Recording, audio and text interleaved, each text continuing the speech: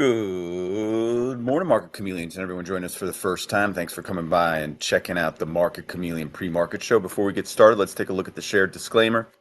Be aware that neither Demitri, Market Chameleon, or myself are registered investment advisors or a broker-dealer. If you're searching for investment advice, please reach out to a licensed professional. This show, as all our shows, is for informational purposes only concerning Market Chameleon tools and products. One last look at the disclaimer. And let's welcome Demitri Parammonic to the show to talk about how to analyze a diagonal call spread and options strategy explained. How you doing, D? Good morning, Will. How are you? Great. I'm going to share my screen here. And yeah, what we're going to do is, let me start from the main page. Your screen, everyone can see your screen now, D. Okay. I'm going to go to SPY so we could set up a diagonal call spread. And then we're going to take a look at it from a couple different angles. How do you set it up? You know, what the two legs that are involved, the aim of it, the potential risks and rewards, when you may want to do a diagonal call spread. And let's first go to the SPY options chain. So click over here, the symbol you're looking for in the search box. You'll come to the main page. On the left-hand side, you have a menu. Go to options, click on option chain. And I'm going to click on this menu to minimize it and expand our screen. And now we're on the SPY option chain. And to do a diagonal call spread, we discussed calendar spreads in our previous video, and this is similar in the sense that you're doing two options on two different expirations. You're buying an option in one expiration, selling an option in a different expiration, and it'll be in a calendar spread on the same strike. Diagonal spread, you're doing different strikes. So let's set one up and take a look at it. And we'll take a look at the payout diagram so we get a sense of, well, what is when you set one up, what is the aim or objective or the outlook of a particular spread. So let's go out a little bit in time, and I'm going to go here, click, these are the expirations available in SPY to trade. So I'm going to click on this May 23rd expiration. It's going to bring up a different, the options chain for May 23rd. So you could see here, this has 6 trading days and 8 calendar days to go. And this will be the first leg of our setup, the first leg of this strategy. And what we're going to do is create an outlook that we may have and strategize around that particular outlook. So let's say my outlook in SPY, based on my research and analysis, is that from here, from the time we initiate this trade, the SPY is more likely to float up or increase in price. And at the same time, I believe that the implied volatilities in the longer term options will decrease. Okay, so this is my outlook, that I think that we're gonna float up a little bit, and implied volatility will decrease. So given that outlook, I'm going to create a strategy that would capitalize on it. And the first thing I may want to do is take a look at a call in the shorter term. So let's say we're looking at May 23rd, and we're going to say, okay, I think that the stock will increase. So I'm going to set up a buying of a call. So I'm going to take the 590 call, for example. Let's click on the ask price of the call. And when we do that, we get this first leg of the strategy, buying the May 23rd call, 590 strike for $5.14. Okay. And let's say that I believe that the stock will increase. Maybe my outlook is, 595, 598, 597 between now and May 23rd. And, there's going to be decay and implied volatility will decrease. So if I come over here now and look at my other available expirations, I'm going to go out a little bit, and here we have the at the money IVs, and we could see that they're increasing from May 23rd, May 27th. We're going from 13.9 to 14.3, May 28th, 14.7. You could see May 29th, 14.9, May 30th, 15.2. So the structure, the term structure is increasing as it's going down in time. And that's because as you go out in time, there's more uncertainty. So it kind of makes sense that implied volatilities will be higher further out because more things could happen, more uncertainties. So that's in SPY. If you follow the SPY term structure, that's typically in a normal market what it looks like. And as you get closer and closer to expiration, not only will the options decay, because both options will decay, but this implied volatility, everything else, if it stays kind of like what it is now, the implied volatility will be expected to decrease. So we're going to see a decrease in these May 30th from 15.2 maybe to 13.9 as we get closer and closer to expiration. So let's click on that May 30th. We're going to do a diagonal spread because now we want to sell a higher strike. So let's say we come out to the 595 strike, or maybe even let's do the 596 strike. Okay, and I'm going to click on this 596. I'm going to click on the bid now. So now we have both legs of our strategy. We're buying the near term, May 23rd, 590 strike for $5.14. We're selling the May 30 call, but the 596 strike for $4.34. Those are the market prices right now.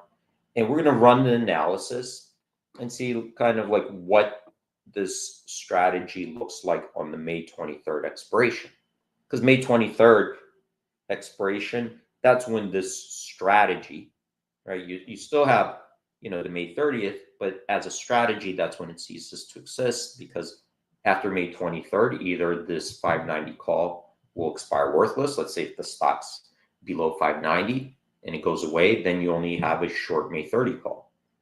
And if the May 23rd, the stock is above 590, well, if you do nothing, then you will get assigned the stock. So then you come in with a buy rate, right? Then what happens is you're long stock and short the May 30 call. So really May 23rd is when that's when the diagonal spread comes to an end. You'll have to close out or do something else, but that's where that diagonal spread comes to an end. And you would have to still keep in mind, take action with that May 30 call. But let's run the analysis and let's see what it could look like. So I run this analysis, and I'm going to skip over kind of the theoretical values for now and take a look at this payout diagram. So here, this is showing us on May 23rd what this strategy would potentially look like, because we don't know the implied volatility. So on May 23rd, this strategy here just says if nothing else changes, the implied volatility is in the May 30th the same. This is kind of what it looks like. That if the stock drops right? Then we look, and then for us, that's not good for this strategy, right? Because we paid a debit, so the further it goes out, you lose on that 590 call, whatever you paid, and those May 30 that you did sell some, so it offsets some of it, but not completely. So to the downside, there's risk, right? Now to the upside, that's where it stands to gain. So I'm going to expand this string, open this. Let's just go 3 standard deviations around. So you could see here, the higher it goes, the better, and then it levels off. So kind of from this perspective looks, like a call spread with a, but not with this curvature. So what about if we wanted to change some of the parameters around? Because now we do have this other component or element that's uncertain on May 23rd. And that's the implied volatility. We're not sure where that implied volatility will be. Nobody knows. So we're going to go and look a little bit further into it. So I'm going to slide up, and under this summary, let's pick out the price and risk sensitivity. Okay, so that's where we're going to go to this tool here. And now we have a different tool that allows us to change some of the parameters around to test how sensitive our position is to different parameters. And it starts off by saying, okay, this would be the initial strategy. If it was done today, this is the initial strategy. It cost 80 cents. This is the delta, gamma, vega, theta. And then we get this chart here of, not at expiration, but today. Like what would happen today if nothing else changed, but the stock increased or decreased. Okay, so that's what the kind of P&L looks like. So I'm going to do this for a second. Let's say we move forward a few days. Let's say we go to May 21st. Okay, what would this look like May 21st? Nothing else changes. So May 21st, we click on this. So this takes today's strategy, moves forward 6 days, not to expiration because we have like 8 days, but 6 days. And now let's run this and see what it looks like. So at that point, this strategy looks like it falls to a break even, like a zero, that these options will. Actually, let me just double check this.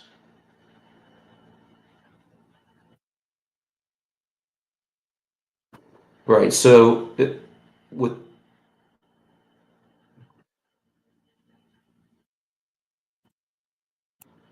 I gotta double check that because it seems like it would be more time premium in those. Okay, no, never mind. Okay, so at that point, this is what it would look like. That the 590 call, right, will be close to $2.80. That would be with 2 days left to expiration. The 596 call, so this is a higher strike call, will be worth around 281. So that would be that the two of them would equal out to 0. So this would decay 80 cents. Okay, that's how this projected this strategy would look like. So basically, you would lose, right, 80 cents. So this would be a loser for you because you net paid 80 cents. Now it's worth even. Okay, keep in mind these are different strikes. So it's not the 590 strike in the May 23rd and 590 strike in the May 30th. Two different strikes. This one is 596. Okay, so that would drop to even. Okay, And as you can see here, this would be the new, the comparison, the blue line versus the yellow. So nothing changed except time. This would lose 80, and you would see it needs to increase by 1%, before it becomes profitable. To the downside, it's unprofitable. But what if the implied volatility declined? What if we thought, okay, between now and then, we think that the implied volatility will go down, and let's say we take out one, they both go to 13, 13, and 13. Let's rerun that. So it looks a little bit better, but not quite. Then it's worth 19 cents. Okay, so it does need to increase. So you can see here, it does need to increase in price for us to still go into the profit. So this has both. It's a delta, right? There's a delta to it, and the Vega, right? So the delta, we needed to increase, and the Vega, that's where the implied volatility decrease. What if we decrease this implied vol to 11 on both? So here it drops to 44 cents. So if the stock doesn't move, we're still down, right? Not as much, but we're still down. But it needs to increase by less amount. Okay, so two things here. We need to, for this strategy and outlook to gain, we need the stock to increase and the Vega to decrease, or the stock to increase by enough to offset offset that decay.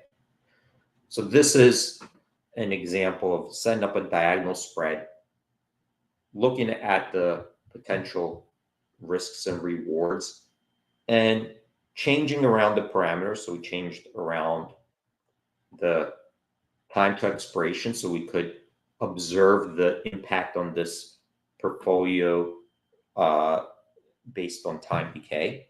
This is the impact of time decay on this portfolio. And we also changed the implied volatility assumptions to see the potential impact on this portfolio based on our Vega risk, our risk to implied volatility, right? And then we could compare the strategy, today versus going forward. So I'm going to stop right there, Will. I think I covered this, enough for people to get an idea how to set it up and test that strategy out.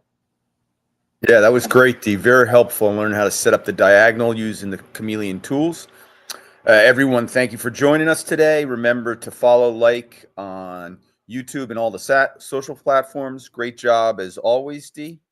Thanks, This Will. is the last show of the week. It's Friday, so everyone have a safe trading day out there, and we will see everyone on Monday. Have a great weekend. Thanks, D. Thanks, everyone. Have a great day. Bye.